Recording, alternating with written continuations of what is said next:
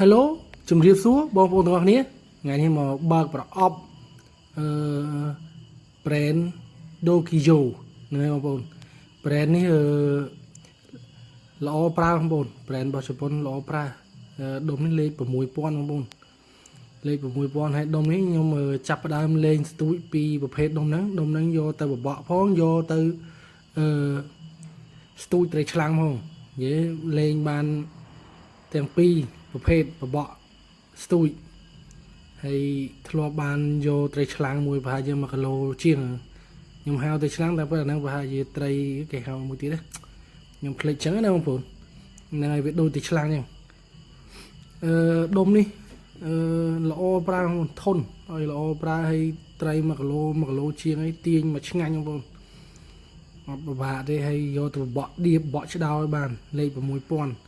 ប្រហែលនេះDokiyoរបស់ជប៉ុនបងប្អូនដុំនេះហើយតម្លៃវាសមរម្យបងប្អូនអាចយកប្រើបានសម្រាប់បងប្អូនគេថាយើងមិនសូវជាស្មាត់អាជីពយើងអ្នកស្ទូចកំសាន្តយូរយើងស្ទូចម្ដងអីចឹងណាអ្នកអាជីពភាគច្រើនគេយកដុំថ្លៃយក casting យកអីចឹងណាអ្នកមិនអាជីពអ្នកស្ទូចផងបបកផងពេលកំសាន្តពេលរដូវត្រីឆ្លាំងត្រីអីត្រូវអានេះបបកក៏បានស្ទូចក៏បានមកអែមបងប្អូន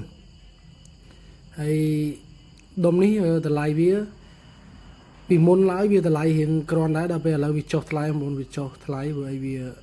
ប្រភេទដុំក្រោមវាភាគច្រើនឥឡូវគេចូលចិត្តយកទៅស្ទូចត្រីឆ្លាំងត្រីពោឬក៏ត្រីចកែងត្រីអីចឹងណាបើសម្រាប់ដុំនេះវិញសម្រាប់ខ្ញុំវិញខ្ញុំគិតថាដុំនេះគឺល្អប្រើសម្រាប់បងប្អូនដៃថ្មីដែលលេងយូរលេងម្ដងអត់សូវមានពេលបបកអញ្ចឹងណាយើងអត់សូវមានពេលបបកយើងអាចយកដុំនេះប្រើបានព្រោះអីវាលេងបានគ្រប់រដូវបបកក៏បានស្ទូចក៏បានលេងកាឌីក៏បានលេងនុយតុងក៏បានលេងនុយកែបក៏បានដែរអានេះមកកាផ្លេយើងអាចយកទៅលេងគ្រប់ស្ថានភាពទាំងអស់ត្រីឆ្លាំងត្រីអីបានមកអែមបងប្អូនហើយតម្លៃវាវិញតម្លៃវាតែ60000រៀលទេបងប្អូនតម្លៃវា60000រៀលហើយតម្លៃធូរមែនតើយើងអាចយកដង2កំណាត់យកមកលេងក៏បានអាចយកទៅលេងសមុទ្រក៏បានដែរយើងយកគប់ស្ទូចសមុទ្រអីមកអែមដែរបងប្អូនហើយដាក់ដុំនេះយើងអាចដោះដូរស្ដាំឆ្វេងបានបងប្អូនដោះដូរស្ដាំឆ្វេងបានអត់បញ្ហាអីទេមើលយើងដោះដូរស្ដាំឆ្វេងទៅ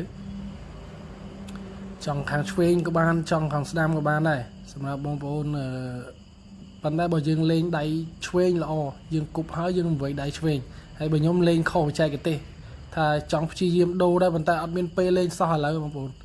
អត់មានពេលលេងដល់ពេលអញ្ចឹងយូរបានទៅម្ដងអត់ចង់រៀនលេងឃើញប្រឡងហើយគឺចង់គប់សុបាយដល់អត់ចង់លក្ខណៈរៀនអញ្ចឹងណាបងប្អូនហ្នឹងហើយបងប្អូនរូបរាងវាស្អាតមែនតើបងប្អូននេះបវលមកជុំមកបងប្អូនមើលតួខ្លួនមកជុំនេះបងប្អូនស្អាតហើយពណ៌ទឹកប្រាក់លាយ